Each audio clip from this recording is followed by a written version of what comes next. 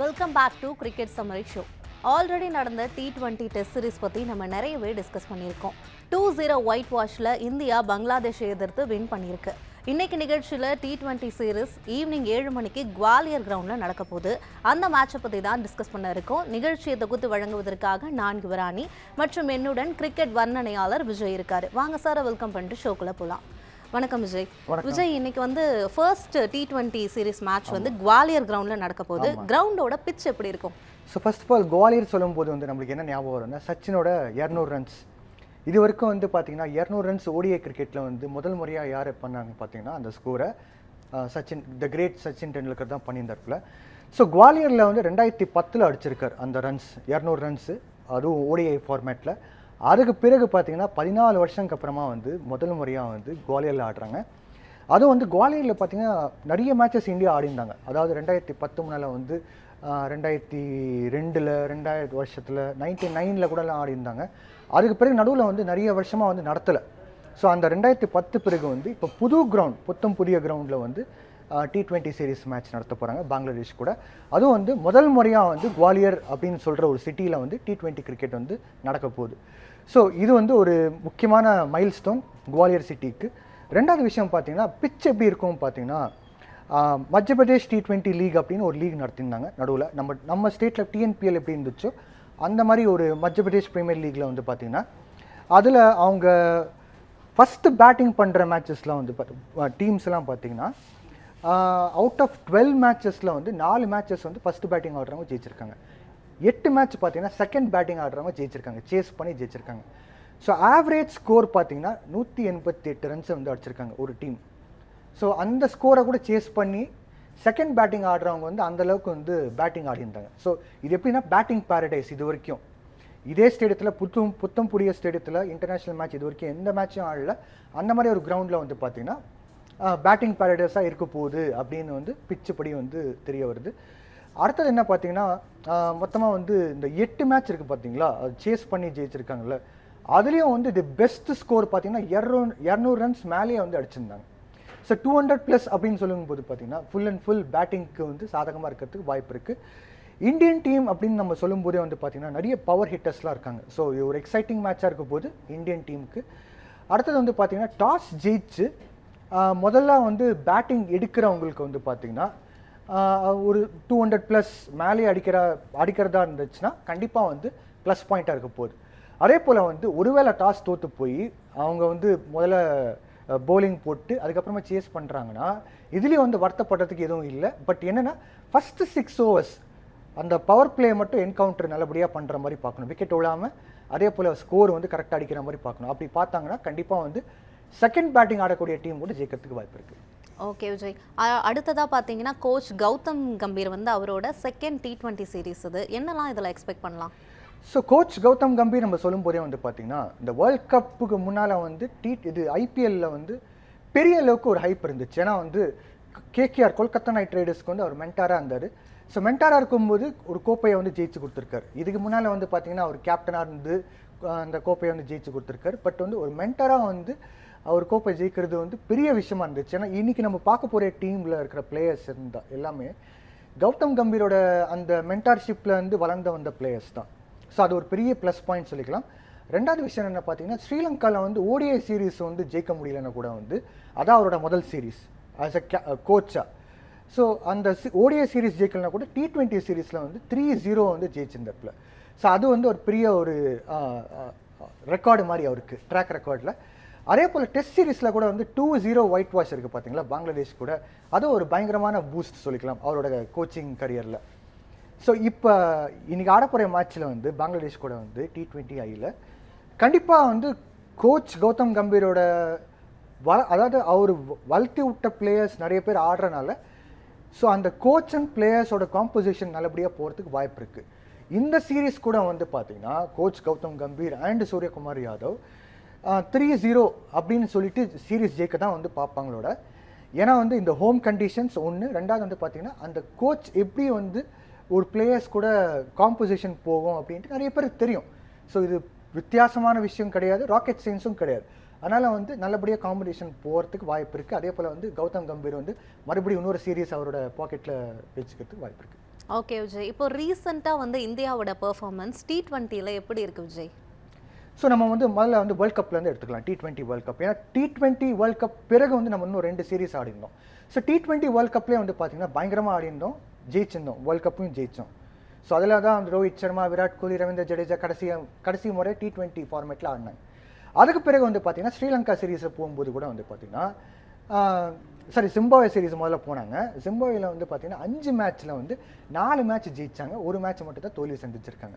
So ஒரு match மட்டும் அதில் தோல்வி சந்திக்கலைன்னா இந்தியாவோட ட்ராக் ரெக்கார்டு வந்து பயங்கரமாக இருந்திருக்கும். எல்லாமே வந்து கண்டினியூஸாக விக்ட்ரிஸாக இருந்திருக்கும்.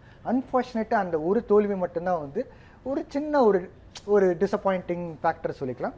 அதுக்கு பிறகு வந்து ஸ்ரீலங்கா போன பிறகு கூட வந்து பார்த்தீங்கன்னா 3 மேட்ச் T20 சீரீஸில் வந்து 3 ஜெயிச்சிருக்காங்க. அந்த ஒரு மேட்ச் கூட வந்து பார்த்தீங்கன்னா மழைனால வந்து டிஎல் மெத்தடில் இந்த சூப்பர் ஓவர் அதெல்லாம் வந்து அந்த கேமில் வந்த பிறகு கூட வந்து எப்படி டீம் இந்தியா ஜெயிச்சாங்க, சூப்பர் ஓவர் படியாக வந்து ஜெயிச்சிருக்காங்க. ஸோ 3-0 அந்த ஒரு விக்ட்ரி, அதே போல் வந்து ஜிம்பாப்வேல ஒரு series victory, world cup Indian டீமுக்கு வந்து ஒரு பயங்கரமான ஒரு கான்ஃபிடென்ஸ் இருக்கும். அதே போல் வந்து அவங்க டீம் மொரால் கூட நல்லா ஸ்ட்ராங்காக இருக்கிறதுக்கு வாய்ப்பு இருக்குது. ஓகே விஜய், அப்போது பங்களாதேஷோட பெர்ஃபார்மன்ஸ் எப்படி இருந்துச்சு விஜய்? ஸோ பங்களாதேஷ் பார்த்தீங்கன்னா இந்த T20 வேர்ல்ட் கப் பிறகு வந்து அந்த T20 ஃபார்மேட் ஆடலை. ஸோ நம்ம வந்து T20 வேர்ல்ட் கப்புக்கு முன்னால் 2 சீரிஸ் கூட நம்ம பார்த்துலாம். ஏன்னா டீம் இந்தியாவுக்கு நம்ம 3 சீரிஸ் பார்த்துருக்கோம்ல வேர்ல்ட் கப்போட சேர்த்து. ஸோ அதுவும் நம்ம பங்களாதேஷ்க்கு 3 சீரிஸ் பார்த்துடலாம். ஜிம்பாப்வே வந்து பங்களாதேஷ்க்கு வந்து T20 வேர்ல்ட் கப் நடத்துகிற முன்னால் வந்து போயிருந்தாங்க பங்களாதேஷில். பங்களாதேஷ் வந்து பார்த்தீங்கன்னா அவங்களோட ஹோம் கண்டிஷன்ஸில் வந்து அவங்க கிங் மாதிரி. ஸோ அதில் வந்து அந்த மிர்பூர் டாக்கா ஸ்டேடியத்தில் வந்து பார்த்தீங்கன்னா பங்களாதேஷை வந்து பீட் பண்ணுறதே வந்து கஷ்டமான விஷயம். பெரிய டீம்ஸ் பார்த்தீங்கன்னா இந்தியா, பாகிஸ்தான், சவுத் ஆஃப்ரிக்கா இந்த மாதிரி டீம்ஸ் கூட வந்து தோல்வி சந்திச்சிருக்காங்க, சீரீஸை வந்து ஜெயிக்க முடியாமல் தவிச்சாங்க.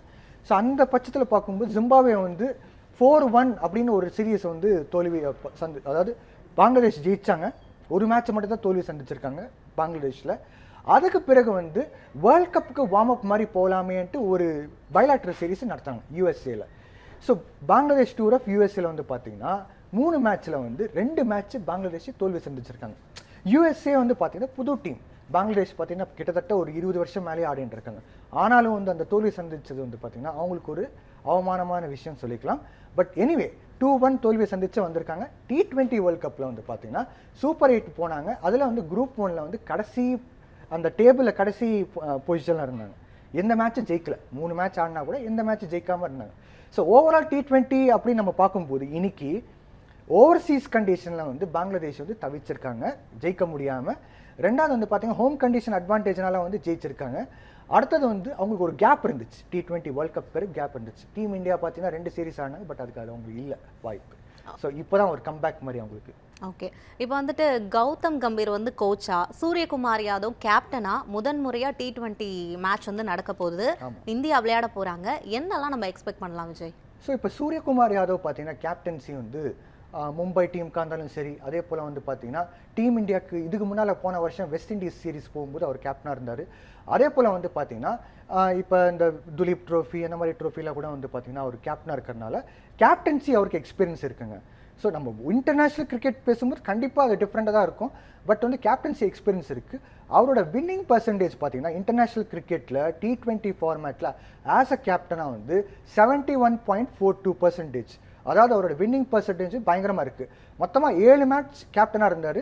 அந்த 7 மேட்ச்சில் பார்த்தீங்கன்னா 5 மேட்ச் ஜெயிச்சு கொடுத்துருக்காரு டீம் இந்தியாவுக்கு, 2 மேட்ச் மட்டும் தான் தோல்வி சந்திச்சிருக்காரு சொல்லிக்கலாம். ஸோ அதனால் வந்து சூரியகுமார் யாதவோட ட்ராக் ரெக்கார்ட் நல்லா இருக்குது.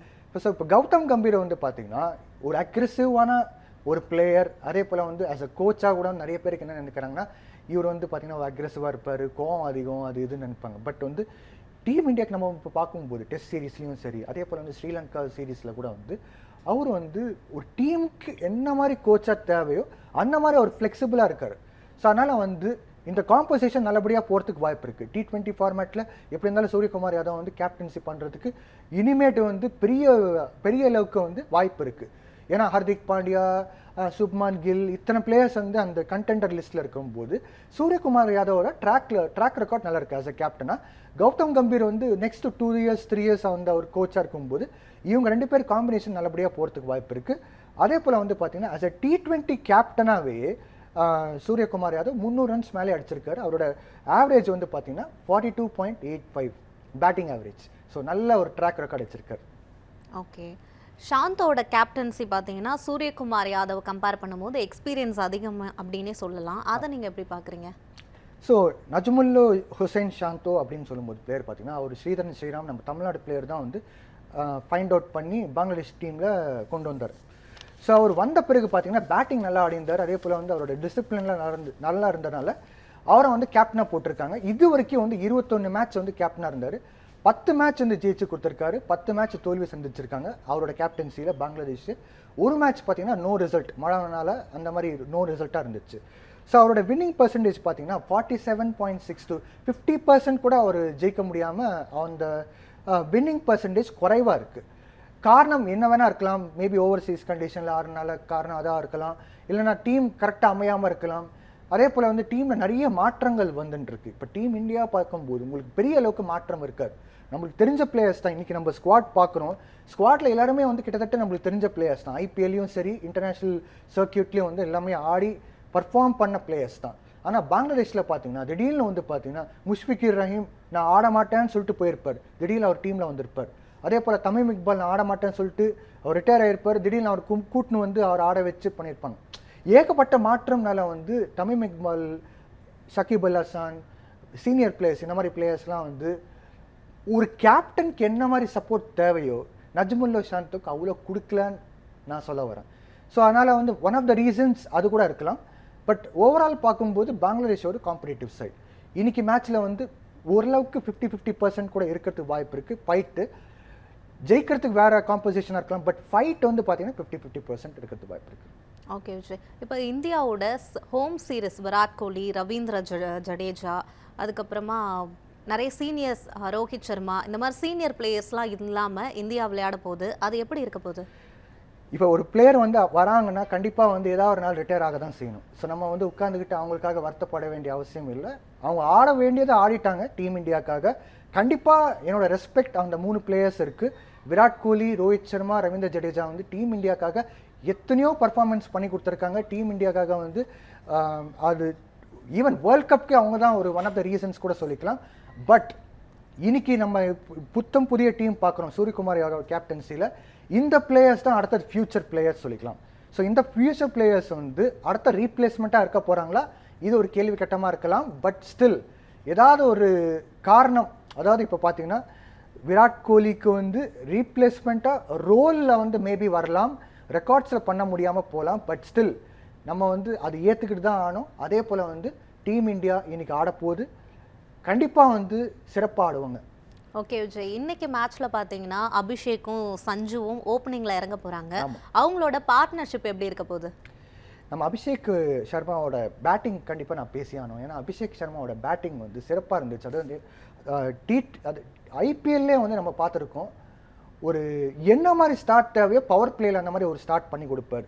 ஈவன் நம்ம பார்த்தது கூட வந்து ஐபிஎல்ல ஃப்ளாட் விக்கெட்ஸ் தான். ஆனால் அந்த ஃப்ளாட் விக்கெட்ஸில் எத்தனை பேர் வந்து ஒரு 50 வந்து கன்வெர்ட் பண்ண முடியாமல் தவிச்ச பிளேயர்ஸ் இருக்காங்க. அதாவது ஒரு ஸ்கோரை வந்து 50 வரைக்கும் எடுத்துன்னு போக முடியாமல், இல்லைன்னா 50 வந்து 100 கூட கன்வெர்ட் பண்ண முடியாமல் தவிச்ச பிளேயர்ஸ் நம்ம பார்த்துருக்கோம் இந்த ஐபிஎல்ல. பட் அபிஷேக் சர்மா வந்து ஸ்மூத்தாக ஹேண்டில் பண்ணி ட்ரேவிஸ் ஹெட் கூட பெரிய அளவுக்கு பார்ட்னர்ஷிப் பண்ணியிருக்காரு. அதே போல் வந்து அவருக்கு இன்டர்நேஷ்னல் ஸ்டேட்டஸில் அவருக்கு வந்து ஒரு வாய்ப்பு கொடுக்கும்போது அந்த அளவுக்கு பர்ஃபார்ம் பண்ணுவாராக பார்க்கும்போது ஜிம்பாப்வே கூட வந்து நல்லா பர்ஃபார்ம் பண்ணியிருந்தார். ஸோ அந்த பர்ஃபார்மன்ஸ் பார்த்து அதே போல் ஒரு ஐபிஎல் பர்ஃபார்மன்ஸ் கண்டிப்பாக ஒரு பிளாட்ஃபார்மாக வச்சுக்கிட்டு இன்றைக்கி வந்து டீம் இந்தியாவில் எடுத்திருக்காங்க. கண்டிப்பாக அபிஷேக் சர்மா வந்து ஒரு ப்ளஸ் பாயிண்ட், அதாவது ஒரு அக்ரெசிவ் பிளேயர், பெரிய அளவுக்கு வந்து ஹிட்டிங் நம்ம எதிர்பார்க்கலாம். பவர் ஹிட்டிங்கில் வந்து அவர் நல்ல ஒரு ஸ்ட்ராங்கான பிளேயர். சஞ்சு பார்த்தீங்கன்னா ஆன் கான்ட்ரடிக்டரி வந்து அவர் வந்து ஒரு ஸ்டைலிஷான பிளேயர். ஒரு மென்டலி வந்து பார்த்தீங்கன்னா ஒரு பேஷண்ட்டாக இருந்துக்கிட்டு எப்போ என்ன ஷாட் ஆடணுமோ அது கரெக்டாக ஆடி ஷார்ட் செலெக்ஷன்ஸ் எல்லாம் கரெக்டாக இருக்கும். இந்த காம்பினேஷன் வந்து கண்டிப்பாக வந்து நல்லபடியாக டீம் இந்தியா போகிறதுக்கு வாய்ப்பு இருக்குது. சஞ்சு ஆடுறதுனால இன்னொரு ப்ளஸ் பாயிண்ட் என்ன பார்த்தீங்கன்னா ஜிதேஷ் சர்மா உட்கார வச்சு ஒரு ஆல்ரவுண்டர் கூட எடுக்கலாம். ஸோ அதனால் வந்து சஞ்சு வந்து ஒரு ஃப்ளெக்சிபிள் பிளேயர். ஓப்பனிங் போட்டாலும் ஆடுவார், 1 டவுன் 2 டவுன் போட்டால் கூட ஆடுவார். ஆஸ் எ கீப்பராக அவர் இருக்கும்போது கண்டிப்பாக வந்து ஒரு எக்ஸ்ட்ரா ஆல்ரவுண்டர் கூட எடுக்கலாம். அதே போல் வந்து இந்த காம்பினேஷன் வந்து பார்த்தீங்கன்னா ரைட் அண்ட் லெஃப்ட். அதே போல் வந்து இன்னொரு விஷயம் last but not the least வந்து ஒரு பிளேயர் அக்ரெசிவ் ஆடும்போது ஒரு பிளேயர் வந்து கொஞ்சம் வெயிட் பண்ணி ஸ்கோரை வந்து கண்ட்ரோல் பண்ண பார்க்கணும். அது சஞ்சுவோட ரோல். ஓகே விஜய், ஒரு சின்ன பிரேக் போயிடலாம். கிரிக்கெட் சம்மரி ஷோவில் ஒரு சின்ன பிரேக்குக்கு அப்புறமா நிறைய விஷயங்களை தொடர்ந்து டிஸ்கஸ் பண்ணலாம்.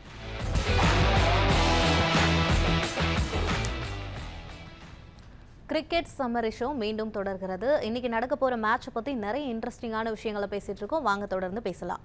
விஜய், இன்னைக்கு இந்தியாவோட பேட்டிங் எப்படி இருக்க போகுது, என்னெல்லாம் எக்ஸ்பெக்ட் பண்ணலாம்? ஸோ பேட்டிங் ஆர்டர் பார்த்தீங்கன்னா நீங்கள் சொன்ன மாதிரி ஏற்கனவே அபிஷேக் சர்மா அதே போல் சஞ்சு சாம்சன் வந்து ஆடுற மாதிரி இருந்துச்சுன்னா பயங்கரமான காம்பினேஷனுங்க இந்த ஓப்பனிங் பேர். அதே போல் வந்து சூரியகுமார் யாதவ் வந்து கொஞ்சம் டாப் ஆர்டர் போகிற மாதிரி இருக்கும். ஏன்னா ரிங்கு சிங் வந்து பார்த்தீங்கன்னா ஒரு ஹிட்டர், பெரிய லெவல் ஹிட்டர். அதே போல் வந்து வேணும்னா கூட வந்து ஹர்திக் பாண்டியா கூட கொஞ்சம் சீக்கிரமாக இறக்கி விடுறது கூட வாய்ப்பு இருக்கலாம். ஏன்னா வந்து ஹிட்டர்ஸ் அதிகமாக இருக்காங்க டீம் இந்தியாவில். இன்றைக்கி நம்ம பார்க்கும்போது ஒருவேளை வந்து ரியான் பராக் எடுத்தாங்கன்னா, ரியான் பராக் வந்து பார்த்தீங்கன்னா ஒரு மிடில் ஆர்டரில், இது நம்ம பார்த்துருக்கோம் ஐபிஎல்ல கூட, ராஜஸ்தான் ராயல்ஸ் கூட வந்து பார்த்தீங்கன்னா அவர் டாப் 3ல் வரலன்னா கூட வந்து நம்பர் 4 நம்பர் 5 வரும்போது வந்து பார்த்தீங்கன்னா ஸ்ட்ரைக்கை ரொட்டேட் பண்ணி எங்கெல்லாம் வந்து ஷார்ட்ஸ் ஆடணுமோ அந்த மாதிரி ஆடக்கூடிய பிளேயர். அதே போல் வந்து நிதிஷ்குமார் ரெட்டி எடுத்தாங்கன்னா ஒரு ஆல்ரவுண்டராக ஜித்தேஷ் சர்மா உட்கார வச்சுட்டு ஒரு பெரிய ப்ளஸ் பாயிண்ட் என்னென்னா நிதிஷ்குமார் ரெட்டி வந்து ஒரு மிடில் ஆர்டரில் ஒரு ஸ்ட்ரென்த்து கொடுப்பாரு. அதே போல் வந்து போலிங் போட்டு விக்கெட் கூட எடுக்கக்கூடிய பிளேயர். அதே போல் வந்து இந்த பக்கம் நம்ம பார்க்கும்போது சிவம் தூபே வந்து இன்ஜுரி ஆயிடுச்சு. சிவம் தூபேயை பதில் தான் வந்து திலக் வர்மா எடுத்தாங்க. பட் வந்து இப்போ வரைக்கும் நம்ம பார்க்கும்போது மிடில் ஆர்டரில் பார்த்தீங்கன்னா ஓரளவுக்கு ஸ்டெபிலிட்டி இருக்கிறனால வந்து மேபி வந்து திலக் வர்மா இந்த ஃபஸ்ட்டு மேட்ச்சை வந்து எடுக்காமல் அவங்க வந்து சூரியகுமார் யாதவ், ஹர்திக் பாண்டியா, அதே போல் வந்து ரிங்கு சிங் வந்து ஆடுவார். வாஷிங்டன் சுந்தர் கூட எடுக்கிறதுக்கு வாய்ப்பு இருக்குது. ஏன்னா வாஷிங்டன் சுந்தர் பார்த்தீங்கன்னா துலீப் ட்ரோஃபியில் நல்லா பர்ஃபார்ம் பண்ணியிருந்தார். அதே போல் வந்து பேட்டிங்கில் வந்து 80+ அந்த மாதிரி ஒரு ஸ்கோர் அடித்தார். விக்கெட்ஸ் இந்த பக்கம் பார்க்கும்போது T20 ஃபார்மேட்டில் வந்து ஈக்கனாமிக்கலாக போலிங் போட்டு விக்கெட்டும் எடுக்கிறார். ஸோ அவரும் வந்து பேட்டிங் ஆர்டரில் லோவர் மிடில் ஆர்டரில் வரத்துக்கு வாய்ப்பு இருக்கலாம். ரிங்கு சிங் வந்து பவர் ஹிட்டிங்கில் போவார். அதே போல் வந்து பார்த்தீங்கன்னா ஹர்திக் பாண்டியா எனக்கு தெரிஞ்சு அவர் கொஞ்சம் டாப் ஆர்டரில் போகிறதுக்கு வாய்ப்பு இருக்குது. அதாவது சூரியகுமார் யாதவ், அதுக்கு பிறகு வந்து ஹர்திக் பாண்டியா, இல்லைனா வந்து 2 பேர் இடையில வந்து மாட்டி வந்து எப்படி வேணால் போகலாம் டாப் ஆர்டரில். அடுத்தது வந்து ரியான் பராக் கண்டிப்பாக வந்து அந்த டாப் ஆர்டர்லேயே இருப்பார். நம்பர் 5 நம்பர் 4 நம்பர் 5 அந்த மாதிரி.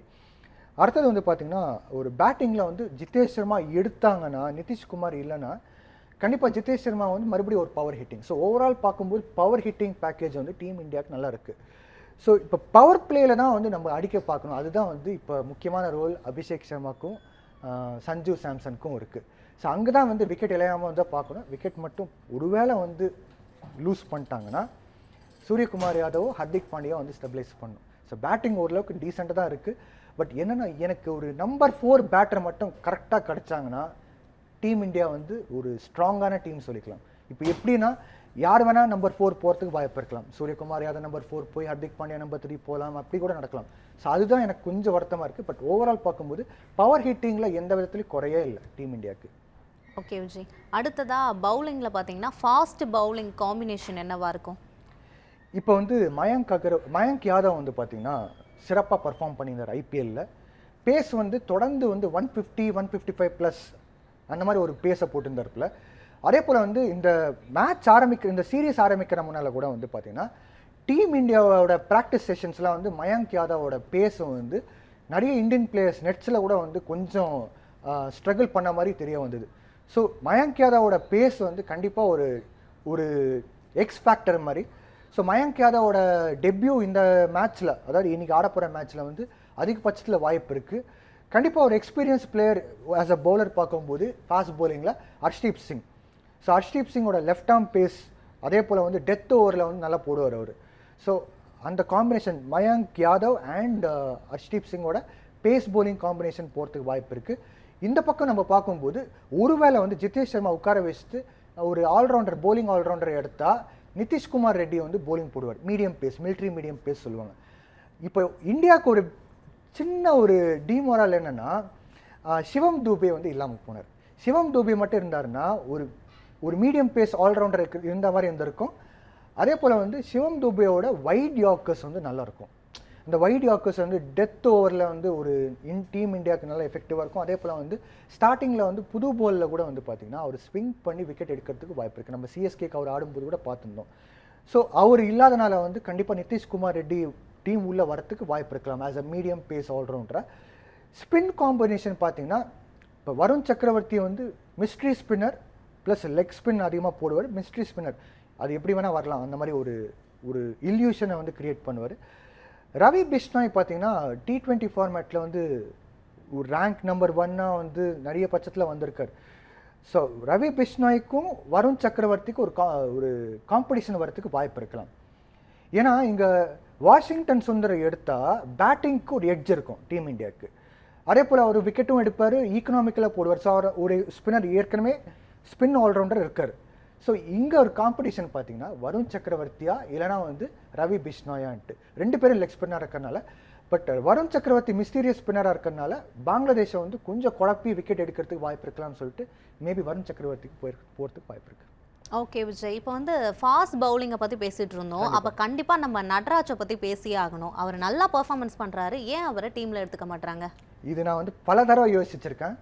நட்ராஜனை வந்து பார்த்தீங்கன்னா இப்போ இந்த ஸ்குவாடை வந்து ஐபிஎல் பேஸ்டாக தான் செலக்ட் பண்ணியிருக்காங்க.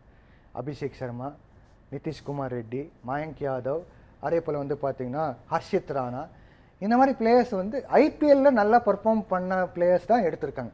இப்போ நட்ராஜனோட போலிங்கில் பார்த்தீங்கன்னா back of the arm delivery அப்படின்னு சொல்லுவாங்க. இந்த ரோலை அதாவது ரிஸ்ட்டை வந்து ரோல் பண்ணி போடுறது, அது வந்து ஈவன் பேட் கமின்ஸ் கூட வந்து ஸ்ட்ரகிள் பண்ணார். அந்த எஸ்ஆர்ஹெச் vs ஆர்ஆர் மேட்ச்சில் வந்து பார்த்தீங்கன்னா குவாலிஃபயர்ஸ் மேட்ச்சில் அதில் வந்து எஸ்ஆர்ஹெச் ஜெயிச்சு ஃபைனல் போனதுக்கு காரணமே பார்த்தீங்கன்னா நம்ம நட்டு தான். ஏன்னா அவரோட ஸ்ட்ரென்த்து வந்து டெத் ஓவர்ஸில் நல்லா போடுறது. ரெண்டாவது வந்து பார்த்தீங்கன்னா ஈவன் இப்போ நம்ம பேட்டிங் பேரடைஸ் சொல்லியிருந்தோம் பார்த்தீங்களா, குவாலியர் வந்து பேட்டிங் பேரடைஸாக இருக்கிறது வாய்ப்பு இருக்குன்ட்டு. அவங்க நட்டு வந்து எஸ்ஆர்ஹெச் ஆடும்போது அவர் போட்ட போலிங் பிச்சு எல்லாமே வந்து பேட்டிங் பேரடைஸ் தான். கிட்டத்தட்ட அவங்க ஹோம் கிரவுண்ட் வந்து ஹைதராபாத் வந்து பார்த்தீங்கன்னா எல்லாம் பேட்டிங்க்கு சாதகமாக இருந்துச்சு. அதுலேயும் வந்து அவங்க ரன்ஸ் ஈஸியாக கொடுக்கல அவர். ஸோ அவர் எடுக்காமல் போனது எனக்கே வந்து ஒரு விஷயம் புரியல. அதாவது பேஸ்ட் ஆன் பர்ஃபார்மன்ஸ்னால் ஈக்கனாமிக்கல் ரேட் நல்லா இருந்துச்சு, ஆவரேஜும் போலிங் ஆவரேஜும் நல்லா இருந்துச்சு, விக்கெட்ஸும் எடுத்தார், முக்கியமான விக்கெட்ஸ், அதாவது வந்து டெய்ல் அண்டர் விக்கெட்ஸ் கூட கிடையாது, முக்கியமான பேட்டிங் விக்கெட்ஸ் எடுத்தார், பேட்டிங் பேரடைஸ்லேயே விக்கெட் எடுத்தார். ஸோ அப்படி நம்ம வந்து இது ஐபிஎல் டீம் அப்படின்னு சொல்லும்போது கண்டிப்பாக வந்து அப்படி நான் அவர் எடுத்துருக்கணும் லாஜிக்கலாக. பட் எனக்கு என்ன தோணுதுன்னா இது ஜஸ்ட் ஒரு என்னோட தாட் தான். அதாவது நான் இப்படி எக்ஸ்பெக்ட் பண்ணலை, அப்படி ஆகணும்னு எக்ஸ்பெக்ட் பண்ணல. பட் என்னென்னா கௌதம் கம்பீரை வந்து யங்ஸ்டர்ஸ் அவர் உருவாக்குற பிளேயர்ஸை தான் வந்து எடுக்க பார்க்குறாரு. ஹர்ஷித் ராணா, அதே போல் வந்து பார்த்திங்கன்னா மயங்க் யாதவ், அபிஷேக் சர்மா, இவரெலாம் வந்து பார்த்து ஒரு அந்த ஏஜ் கேட்டகரி இருக்குது பார்த்தீங்களா, 20-25 அந்த ஏஜ் கேட்டகரியில் இருக்கிற பிளேயர்ஸு, இவங்க வந்து டீம் இந்தியாவுக்கு ஃப்யூச்சர், அதே போல் வந்து அடுத்த T20 வேர்ல்ட் கப்புக்கு ரெடி பண்ணுறாரு தான் தோணுது. அதனால தான் மேபி நட்டை எடுக்கலை. ஒருவேளை எடுத்தால் ஒரு இன்ஜுரி ப்ரான் பிளேயர் மறுபடியும் வந்து ஒரு சீரீஸ் ஆடி இன்னொரு சீரீஸ் ஆடாமல் போகலாம் அப்படின்னு சொல்கிறதுக்கு மேபி வந்து காரணமாக இருக்கலாம். பட் ஆஸ் அ தமிழ்நாடு ஒரு எக்ஸ் பிளேயராக வந்து எனக்கே ஒரு வருத்தமாக இருக்குது. அவரோட பர்ஃபார்மன்ஸ் இவ்வளோ நல்லா இருந்தால் கூட எடுக்காமல் போனது. ஓகே விஜய், இப்போ பார்த்தீங்கன்னா ஆல்ரவுண்டர் ஹர்திக் பாண்டியாவோட பெர்ஃபார்மன்ஸ் இன்னைக்கு மேட்ச்சில் எப்படி இருக்கும்? ஹர்திக் பாண்டியா வந்து பார்த்தீங்கன்னா இப்போ ஐபிஎல்லில் வந்து போலிங் போட ஆரம்பிச்சிட்டார். ஈவன் T20 வேர்ல்ட் கப்பில் கூட போலிங் போட ஆரம்பிச்சிட்டார். பேட்டிங் வந்து அவரோட பேட்டிங் பர்டிகுலராக பங்களாதேஷ் கூட மேட்ச் வந்து வேர்ல்ட் கப்பில் நம்ம எடுத்து பார்த்தோம்னா கூட 70+ ரன்ஸ் அடித்து அவர்னால வந்து ஒரு பெரிய கான்ட்ரிபியூஷன் டீம் இந்தியாவுக்கு இருந்துச்சு. டீம் இந்தியா ஜெயித்தாங்க வேர்ல்ட் கப்பில். ஸோ அது வந்து பார்த்திங்கன்னா சூப்பர் 8. ஸோ ஹர்திக் பாண்டியாவோட ரோல் வந்து இன்றைக்கி மேட்ச்சில் ரொம்ப முக்கியமான ரோல். ஏன்னா வந்து நம்பர் 4 பேட்டர் டீம் இந்தியாவுக்கு இல்லை. சூரியகுமார் யாதவ் நம்பர் 3 போயிட்டாரா, நம்பர் 4 வந்து ஹர்திக் பாண்டியா தான் வரணும் ஆப்வியஸாக. ஏன்னா ரிங்கு சிங், அதே போல் வந்து ரியான் பராக், இவங்களாம் வந்து பார்த்திங்கன்னா நம்பர் 4 நம்பர் 5 தான். நம்பர் 4 ப்ராப்பர் பேட்டர் கிடையாதுங்க, நம்பர் 4 பிளேயர் கிடையாது. யார்? ரியான் பராக். ஸோ யாராவது வந்து ஒரு முக்கியமான ஷியர் ஆங்கர் ரோல் சொல்லுவாங்க, அந்த மாதிரி பிளேயரை தான் வந்து பார்ப்பாங்க. ஹர்திக் பாண்டியா வந்து அந்த மாதிரி வந்து நிறைய முறை பண்ணியிருக்காரு, டீம் இந்தியாவுக்கும் பண்ணியிருக்காரு, எம்ஐக்கும் பண்ணியிருக்காரு. ஸோ அவரோட பேட்டிங் வந்து இந்த மேட்ச்சில் வந்து நம்பர் 4ஓ நம்பர் 3ஓ வந்து ரொம்ப முக்கியமான ரோல். அதே போல் வந்து போலிங்கில் வந்து கட்டாயமாக ஒரு விக்கெட்டாவது எக்ஸ்பெக்ட் பண்ணுறதுக்கு வாய்ப்பு இருக்குது அவரோட போலிங்கில். என்னென்னா அவருக்கு இன்ஜுரி தான் அதிகமாக ஆகிறனால தான் அவர் கேப்டன்சி கூட கொடுக்கல. ஒன் ஆஃப் த ரீசன்ஸ் எதுக்கு சூரியகுமார் யாதவ் கொடுத்தாங்க, ஏன் ஹர்திக் பாண்டியா கொடுக்கலன்னா இன்ஜுரி ப்ராண்ட் பிளேயர், இதனால் வந்து அவர் கொடுக்கல. போலிங் கூட வந்து அவரோட ஃபுல் குவாட்டா போட்டால் மேபி ஒரு விக்கெட் எடுக்கிறதுக்கு வாய்ப்பு இருக்கலாம். பட் ஓவரால் அவரோட கான்ட்ரிபியூஷன் டீம் இந்தியாவுக்கு ரொம்ப முக்கியமான கான்ட்ரிபியூஷன் இருக்க போகுது. ஓகே விஜய், இதுக்கிடையில் பார்த்தீங்கன்னா இப்போது பங்களாதேஷோட கேப்டன் பார்த்தீங்கன்னா இன்றைக்கி ஆட்டம் அதிரடியாக இருக்க போகுது அப்படின்னு சொல்லியிருக்காரு. இன்றைக்கி எப்படி இருக்க போகுது அவங்களோட பெர்ஃபார்மன்ஸ்? இப்போ நீங்கள் பார்த்தீங்கன்னா அஜ்முல்லா ஷாந்தோ வந்து ஒரு T20 ஃபார்மேட்டில் வந்து பயங்கரமான பிளேயர் தான். நான் சொன்ன மாதிரி வந்து ஸ்ரீதரன் ஸ்ரீராம் ஃபைண்ட் அவுட் பண்ண பிளேயர் அப்படின்னு சொன்ன பார்த்தீங்களா, அது வந்து கண்டிப்பாக வந்து இந்த ஃபார்மேட்டுக்கு தகுந்த பிளேயர் சொல்லிக்கலாம் நஜ்முல்லா ஷாந்தோ. ஈவன் அவங்களோட பங்களாதேஷ் பிரீமியர் லீக்கில் கூட வந்து பார்த்திங்கன்னா T20 ஃபார்மேட்டில் பெரிய அளவுக்கு பர்ஃபார்மன்ஸ் பண்ணியிருந்தார்ல. அதே போல் வந்து பார்த்திங்கன்னா T20க்கு ஸ்பெஷலிஸ்ட் பிளேயர்ஸ் நிறைய பேர் வந்து கம்பேக் கொடுத்துருக்காங்க. அதில் வந்து பார்த்தீங்கன்னா முகமதுல்லா அப்படின்னு சொல்லிட்டு ஒரு பிளேயர் கம்பேக் வந்திருக்காரு. அதே போல் பார்த்தீங்கன்னா முஸ்தபிசர் ரஹ்மான் வந்திருக்காரு. இவங்களாம் வந்து பார்த்தீங்கன்னா ஒரு T20 ஸ்பெஷலிஸ்ட்டாக தான் இருக்காங்க. ஏன் முஸ்தபிசர் ரஹ்மான் சிஎஸ்கே ஆடின பிளேயர், ஐபிஎல்ல வந்து எத்தனையோ இந்தியன் பிளேயர்ஸ் கூட ஆடிப்பார். ஏன் டெஸ்ட் மேட்ச் ஆடலைன்னா அவரும் அதே கேஸ் தான், இன்ஜுரி ப்ரான் பிளேயர் தான். அதனால தான் வந்து அவர் ஆடல. T20க்கு ஸ்பெஷலிஸ்ட்டாக அவர் வந்து உருவாக்கியிருக்காங்க. T20க்கு இன்னும் நிறைய பேர் இருக்காங்க. அதாவது தாவேத் ஹிருதாய் அப்படின்னு சொல்லிட்டு ஒரு பிளேயர் இருக்கார். அவர் வந்து ஷார்ட்டர் ஃபார்மேட்டில் ஒயிட் பால் கிரிக்கெட்லாம் ஆடிட்டு இருக்காரு. ரிஹாத் ஹுசேன் சொல்லிட்டு ஒரு பிளேயருங்க, அவர் வந்து சிறப்பாக ஆடிட்டு இருக்காரு. பேட்டிங்லேயும் சரி, இந்த பக்கம் போலிங்கில் ஒரு விக்கெட் எடுத்தால் கூட வந்து அவரோட கான்ட்ரிபியூஷன் பெரிய அளவுக்கு இருக்குது. ஸோ நஜ்முல்லா ஷாந்தக் வந்து பார்த்தீங்கன்னா முக்கியமான பிளேயர், ட்ரம்ப் கார்டு பிளேயர் இன்றைக்கி எடுத்து பார்த்தீங்கன்னா லிட்டான் தாஸ். ஏன்னா லிட்டான் தாஸ் வந்து டெஸ்ட் மேட்ச்சில் வந்து லோவர் மிடில் ஆர்டரில் வந்தார். நம்பர் 7 நம்பர் 8லாம் வந்து நம்ம பார்த்துருக்கோம். பட் பொதுவாக வந்து T20 கிரிக்கெட்டில் வந்து ஓப்பனிங் போகிறவர் தான். ஸோ நஜ்முல்லா ஷாந்தோ, லிட்டன் தாஸ் ஓப்பனிங் போகிற மாதிரி இருந்துச்சுன்னா ரைட் அண்ட் லெஃப்ட் காம்பினேஷன் மறுபடியும் அவங்களுக்கும் இருக்கும். அதே போல் வந்து அந்த பவர் பிளேயில் வந்து பெரிய அளவுக்கு ஸ்கோர் கன்வெர்ட் பண்ணுறதுக்கும் வாய்ப்பு இருக்குது. ஸோ நஜ்முல்லா ஷாந்தோவுக்கு வந்து பார்த்தீங்கன்னா ஒரு காம்பினேஷன் T20க்கு ஸ்பெஷலிஸ்ட் பிளேயர்ஸ் இருக்காங்க. எப்படி பர்ஃபார்ம் பண்ணுவாங்க பார்த்துட வேண்டியது தான். ஓகே விஜய், இந்தியாவோட பிளேயிங் லெவல் பற்றி சொல்லுங்கள். இன்றைக்கி மேட்ச்சில் யாரெல்லாம் இருப்பாங்க? இப்போ நீங்கள் பார்த்தீங்கன்னா ஓப்பனிங் வந்து கண்டிப்பாக நீங்கள் சொன்ன மாதிரி வந்து அபிஷேக் சர்மா, சஞ்சு சாம்சனாக இருப்பாங்க. ஸோ ஒன் டவுன் நான் வந்து சூரியகுமார் யாதவ் போட்டால் கூட நம்பர் 4 வந்து கண்டிப்பாக ஹர்திக் பாண்டியா, நம்பர் 5 ரியான் பராக் இருப்பார், நம்பர் 6 பார்த்தீங்கன்னா ரிங்கு சிங், நம்பர் 7 ஒருவேளை வந்து ஜிதேஷ் சர்மா எடுக்கலைன்னா வந்து கண்டிப்பாக நம்பர் 7 வந்து நிதிஷ்குமார் ரெட்டியாக இருப்பார். ஸோ நம்பர் 8 வந்து வாஷிங்டன் சுந்தர், தமிழ்நாடு சேர்ந்த பிளேயர். நம்பர் 9 சிவி வருண், அதாவது வருண் சக்கரவர்த்தி எடுத்தாங்கன்னா மிஸ்டீரியஸ் ஸ்பின்னராக கண்டிப்பாக வந்து அவரோட ரோல் முக்கியமான ரோலாக இருக்கும் போது. ஏன்னா வந்து பங்களாதேஷ் பிளேயர்ஸ் வந்து பார்த்திங்கன்னா T20 ஃபார்மேட்டில் வந்து சில ஸ்பெஷலிஸ்ட் இருந்தால் கூட வந்து மிச்ச பிளேயர்ஸ் இருக்காங்க பார்த்தீங்களா, அவங்க வந்து நிறைய கேப் இருக்குது ஆடின அதாவது கன்சிஸ்டண்ட்டாக ஆடலை. அவங்களுக்கு ஒரு கேப் வந்துச்சு. இப்போ பாகிஸ்தானில் வந்து டெஸ்ட் மேட்ச் ஆடினாங்க, இந்தியாவில் வந்து டெஸ்ட் மேட்ச் ஆடினாங்க. பட் வந்து T20 ஃபார்மேட் ஆடலை. அவங்களோட டொமஸ்டிக்கில் கூட சுமாரான பர்ஃபார்மன்ஸ் தான். ஸோ சிவி வருண் எடுத்த பெரிய அளவுக்கு ஒரு அட்வான்டேஜ் இருக்குது. நம்பர் 10 வந்து ஹர்ஷ்தீப் சிங், நம்பர் 11 வந்து மயங்க் யாதவ். இதான் என்னோட காம்பினேஷனாக இருக்கும் அப்படின்னு நான் எதிர்பார்க்குறேன். இதில் வந்து ஜிதேஷ் சர்மா வரத்துக்கும் வாய்ப்பு இருக்கலாம், ஒருவேளை நிதிஷ்குமார் ரெட்டி பதிலாக. ஓகே விஜய், இப்போது பங்களாதேஷோட டெஸ்ட் சீரீஸில் இருந்து இப்போ T20 மேட்ச் வரைக்கும் என்னென்ன சேஞ்சஸ்லாம் கொண்டு வந்திருக்காங்க? அதான் நான் சொன்ன மாதிரி வந்து இப்போ தாவேத் ஹிருதாய் அப்படின்னு சொல்லிட்டு ஒரு ஒயிட் பால் ஸ்பெஷலிஸ்ட். அவர் பார்த்தீங்கன்னா பேட்டிங்கில் வந்து அவர் நம்ம பெரிய அளவுக்கு எக்ஸ்பெக்ட் பண்ணலன்னா கூட ஒரு கான்ட்ரிபியூஷன் செம்மையாக இருக்கும். அதே போல் வந்து பார்த்தீங்கன்னா முகமதுல்லா அப்படின்னு சொல்கிற பிளேயர் வந்து நிறைய கான்ட்ரிபியூஷன் பங்களாதேஷ் கிரிக்கெட் பண்ணியிருக்காரு. எத்தனையோ மேட்ச் வந்து ஜெயிச்சு கொடுத்துருக்காரு. ஸோ கண்டிப்பாக வந்து இந்த 2 ஸ்பெஷலிஸ்ட்டு வந்து ஒரு டெஸ்ட் மேட்ச் பிறகு இப்போ வந்திருக்காங்க இந்த T20 ஃபார்மேட்டுக்காக. நஜ்முல்லா ஷாந்தோ வந்து பார்த்திங்கன்னா அவரோட கேம், அதாவது அவர் ஃப்ரீயாக ஆடக்கூடிய பிளேயர், அந்த மாதிரி அவர் பிளேயர். கண்டிப்பாக அவரோட கேமை வந்து எக்ஸ்பிரஸ் பண்ணி ஆடுவார். லிட்டன் தாஸ் வந்து டாப் ஆர்டர் போகிறதுக்கு வாய்ப்பு இருக்குது, நம்பர் 4. ஸோ நம்பர் 5 ஜேக்கர் அலி அப்படின்னு சொல்லிட்டு ஒரு பிளேயர். அவர் வந்து டெஸ்ட் மேட்ச்சில் பெரிய அளவுக்கு பர்ஃபார்ம் பண்ணலன்னா கூட கண்டிப்பாக வந்து ஒரு டாப் ஆர்டர் பிளேயராக வந்து போகிறதுக்கும் வாய்ப்பு இருக்கலாம். அதே போல் வந்து ரிஹாத் ஹுசேன் கண்டிப்பாக ஒரு எதிர்த்தே ஆனவங்க. ஏன்னா வந்து ரிஹாத் ஹுசேன் வந்து பேட்டிங்கில் நல்லா பர்ஃபார்ம் பண்ணிட்டு இருக்காரு. அதே போல் வந்து போலிங்கும் நல்லா பண்ணிட்டு இருக்காரு. மேதி ஹசன் மிராஸ், இவர் வந்து பார்த்தீங்கன்னா அடுத்த ஷாக்கிப் அல் ஹசன். இன்றைக்கி ஷாக்கிப் அல் ஹசன் இல்லை, ஏன்னா அவர் ரிட்டையர். அந்த டெஸ்ட் மேட்ச் பிறகு வந்து என்ன சொல்லிட்டாருன்னா, நான் டெஸ்ட் மேட்ச் ஆட மாட்டேன், T20 கிரிக்கெட்டில் கூட நான் முடிச்சுட்டேன் என்னோட கரியர் அப்படின்னு. ஷாக்கிப் அல் ஹசான் இல்லாமல் பங்களாதேஷ் ஆட போகிறாங்க. இப்போ ஷாக்கிப் அல் ஹசான் இல்லாமல் அவரோட ஆல்டர்னேட்டிவ் யார் பார்த்தீங்கன்னா அடுத்தது வந்து மேதி ஹசன் மிராஸ் தான். ஸோ அவர் தான் வந்து கண்டிப்பாக அடுத்த பிளேயர், முக்கியமான ரிலையபிள் பிளேயராக இருக்க போகிறார். எத்தனை விக்கெட் வந்தாலும் அவர் நின்றுட்டு ஆடுறதுக்கு பெரிய அளவுக்கு வாய்ப்பு இருக்கலாம். அதே போல் முஸ்தபிசர் ரஹ்மான் சிஎஸ்கே ஆடின பிளேயர், எக்ஸலண்ட் பிளேயர். புது பாலில் வந்து நல்லா ஸ்விங் பண்ணுவார், விக்கெட் எடுப்பார். அதே போல் வந்து டெத் ஓவரில் கூட நல்லா போடுவார். அதே போல் தஸ்கின் அஹமத் ஒரு எக்ஸ்பீரியன்ஸான ஃபாஸ்ட் போலர், கண்டிப்பாக இவர் எடுப்பாங்க. ஷொரிஃபுல் இஸ்லாம் கூட வந்து பார்த்தீங்கன்னா 140+ போடக்கூடிய போலர், ஒரு வைரமான போலர், 6 அடி இருக்கிற போலர். அவர் வந்து left arm pace bowler. But என்னன்னா முஸ்தபிசர் ரஹ்மானுக்கு வந்து எக்ஸ்பீரியன்ஸ் இருக்குது, இந்தியாவில் ஆடுற எக்ஸ்பீரியன்ஸ் இருக்குது, இன்டர்நேஷனல் கிரிக்கெட் கூட நிறைய ஆடி இருக்கார். ஸோ அவர் எடுக்கிறதுக்கு அதிகபட்சத்தில் வாய்ப்பு இருக்கலாம். ஷொரிஃபுல் இஸ்லாம் கூட நல்ல போலர் தான், ஆனால் 2 பேர் லெஃப்ட் ஆர்ம் போலர்ஸ் இருக்கனால மேபி வந்து ஒரு சின்ன அவங்களுக்குள்ளே அவங்க வந்து யாராவது அட்ஜஸ்ட் பண்ணிட்டு தான் ஆகணும். தன்சிம் ஹசான் ஷக்கீப், இவர் வந்து விராட் கோலியோட விக்கெட் பல முறை எடுத்திருப்பார், நீங்கள் பார்த்துருப்பீங்கன்னு நினைக்கிறேன். T20 கிரிக்கெட்டில் வந்து ஒரு சேலஞ்ச் பண்ணி விராட் கோலி விக்கெட்டோட எடுத்து அது செலிப்ரேஷன்லாம் பண்ணி, ஸோ மறுபடியும் அடுத்த மேட்ச்சில் வந்து விராட் கோலி பெரிய அளவுக்கு ஸ்கோர்லாம் பண்ணியிருக்கார். ஸோ அந்த மாதிரி ஒரு பிளேயர், அவர் அக்ரெசிவ் போலர். ஸோ ஒரு காம்பினேஷன் பார்த்தீங்கன்னா bowling ஓரளவுக்கு ஸ்மூத்தாக தான் இருக்குது. பட் வந்து ஃப்ளாட் விக்கெட்டாக இருக்கிறனால இது என்கவுண்டர் டீம் இந்தியா ஈஸியாக பண்ணலாம். ஸ்பின்னில் பார்த்தீங்கன்னா மேரி ஹசன் தான் முக்கியமான பிளேயர் இருப்பார். ரிஹாத் ஹுசேன் வந்து ஓரளவுக்கு சப்போர்ட் கொடுக்கறதுக்கு வாய்ப்பு இருக்குது. முகமது அல்லா வந்து bowling போட்டார்னா கண்டிப்பாக வந்து அவரோட எக்ஸ்பீரியன்ஸ் கொண்டு வரலாம். பட் இப்போ போடுறதில்ல, சமீபத்தில் பேட்டிங் தான் ஆடிட்டு இருக்கார். ஸோ ஓவரால் பார்க்கும்போது மேட்சோட காம்போசிஷன் வந்து டீம் இந்தியாவுக்கு வந்து அதிகபட்சத்தில் ஜெயிக்கிறதுக்கு வாய்ப்பு இருக்கலாம்.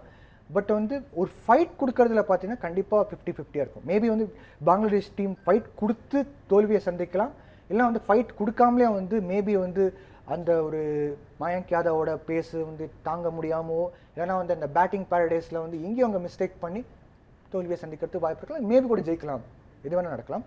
பட் டீம் இந்தியாவுக்கு வந்து இந்த மேட்ச் வந்து சாதகமாக இருக்குது. ஓகே விஜய், இன்னைக்கு நடக்க போகிற மேட்சை பற்றி நிறைய இன்ட்ரெஸ்டிங்கான விஷயங்களை டிஸ்கஸ் பண்ணோம். ரொம்ப ரொம்ப தேங்க்ஸ் விஜய். கண்டிப்பாக, தேங்க்யூ ஸோ மச்.